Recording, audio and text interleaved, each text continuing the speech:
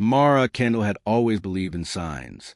When Michael proposed under a golden sky in Santorini, she'd taken it as a sign their love was meant to last. Their engagement had been a flurry of joy, matching families, church blessings, designer invitations.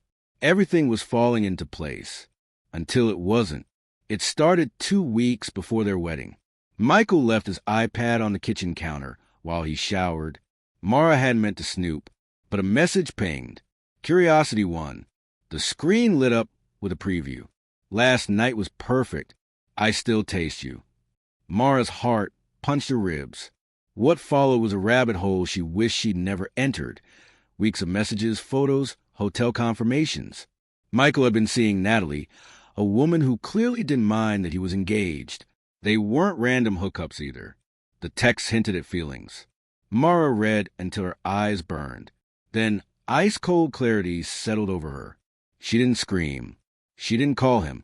She hit forward on every incriminating message and sent them all to Evelyn Green, Michael's mother, the ultra-religious matriarch who had once told Mara, "A man is only as good as his word before God." Within an hour, all hell broke loose. Michael's phone exploded with calls. His mother, his father, even his pastor. Furious, condemning, disowning. Evelyn sent a text to Mara herself. "I am so sorry, child. He is no son of mine." Michael came home that night, red-faced and begging. She didn't open the door. Mara thought that would be the end. It wasn't. The next evening, Mara received a message from an unknown number. It was Natalie. "I think you deserve to know the whole story." Attached was a screenshot, a chat between Michael and his father. "I don't love Mara. I never did. You said marrying her would fix my problem. But I'm not changing. You think God can fix this?" And there it was. Michael hadn't just been unfaithful. He'd been forced into their engagement to mask a truth his family couldn't accept. He wasn't just cheating. He was living a lie. Natalie followed up with a voice note, her tone unexpectedly soft. "I didn't know about you at first. When I found out, I tried to leave. He said you were part of his act, that he was breaking it off after the wedding. I'm sorry. I didn't know how twisted it all was. Just be glad you found out now." Mara stared at her phone for a long time. This wasn't just betrayal. This was a man broken by his own family, and willing to break her along with him. The wedding was off. The ring went back. But the biggest surprise? Evelyn called a week later, sobbing. "I should have accepted him. I should have never tried to make him someone he's not." For the first time, Mara didn't feel anger, only relief. She had escaped a marriage built on lies, and exposed a family poisoned by their own hypocrisy. And as for Michael, he disappeared. But Mara didn't. She lived, free. In the weeks that followed, the fallout rippled through every circle they'd once shared. The wedding vendors were canceled. The church murmured with whispers of scandal. Friends picked sides, most stayed silent. But Mara didn't care.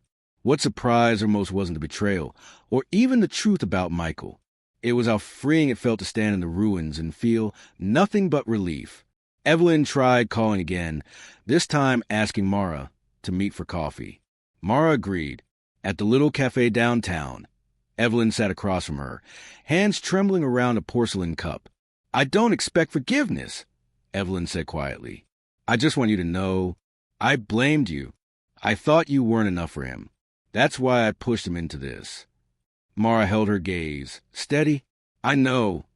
Evelyn's eyes welled. "I thought I was protecting our family's name. I ended up destroying it." Mara nodded. "You destroyed your son, too." They parted without ceremony. Evelyn left in tears. Mara left in peace. A month later, another message came. From Natalie. "I'm moving out of state. Thank you for not turning this into a war. You deserve better." He did too, in a way. Mara replied once. "We all did." She didn't hear from Michael again. The whispers faded. The pity stares stopped. And on the day she was meant to marry, Mara packed a suitcase and boarded a flight to Florence, a solo honeymoon she took for herself. Standing on the Ponte Vecchio, watching the sun sink over the Arno River, she smiled for the first time in weeks. Some people spent their lives trapped in lies they couldn't escape. She wasn't one of them. Mara didn't need a groom, a ring, or a carefully staged wedding to know her worth. She had the one thing none of them did: freedom. And this time, she wasn't waiting for a sign. On her third night in Florence, Mara sat at a quiet trattoria overlooking the square, sipping a glass of Chianti. The air buzzed softly with music and laughter, foreign tongues blending into a comforting hum. She watched a newlywed couple dance awkwardly in the plaza, a scene that, just weeks ago, would have gutted her. But now, she felt alive. Her phone buzzed on the table. A message from an unknown number. For a moment, her heart spiked. Had Michael somehow found her? She opened it. "You don't know me, but I know about everything that happened. I'm Natalie's sister. I just want to say thank you for how you handled it. Not every woman would have had that kind of grace."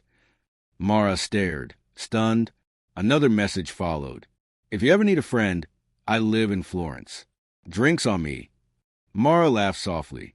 How strange the world worked. Sometimes the people who wrecked you opened doors you never would have walked through otherwise. She texted back, "Sure, I'm here for a while. Why not?" They met the next evening. Sophia was sharp, kind, nothing like her sister, or maybe everything like her in the ways that mattered. By the end of the night, Mara realized something she hadn't before. This wasn't just an escape. This was a beginning. She extended her trip. Days turned into weeks. She started sketching again, visiting art studios, even joining a small gallery project for visiting artists. Her heartbreak became a footnote. Her story, hers alone. And one evening, sitting on a rooftop in the soft glow of the Florence skyline, Sophia raised her glass to Mara. "To the men who lied to us," she toasted with a smirk. Mara clinked her glass. "And to the women who outgrew them." Michael faded into a distant memory. A chapter closed, a lesson learned. But Mara, she rewrote her ending. And this time, it wasn't about revenge, or heartbreak, or proving anything to anyone. It was about choosing herself. 6 months later, Mara stood beneath the same Florence sky. But now it felt like home. The gallery she contributed to offer her a permanent spot. She said yes. Her old life, the dress fittings, the monogrammed invitations, the silent tolerance of red flags, felt like a dream she no longer recognized. Michael's world, the world of secrets and forced expectations, belonged to the past.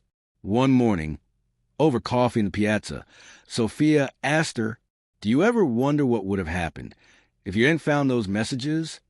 Mara smiled. "No, because I don't need to." That wasn't her story anymore.